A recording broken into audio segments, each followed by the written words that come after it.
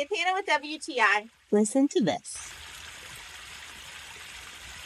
I was going to wait until I finished the entire pond to make this video, but I am so excited about this pump. As soon as I could show you a beautiful waterfall, I wanted to make it.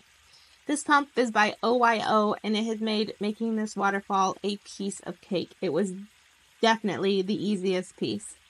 So it is very easy to use. You put the pump in the water. There's a nice handle.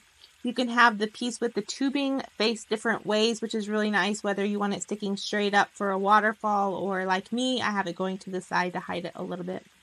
It also comes with a netting bag, and so it keeps any large debris out of this pump.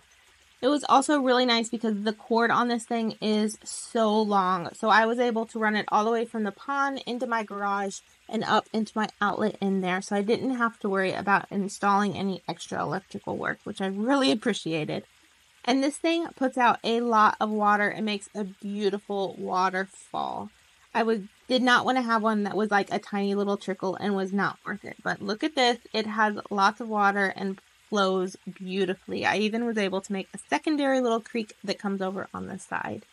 So if you were wanting to do a pond, I highly recommend this one. It was a piece of cake and very easy to install and use.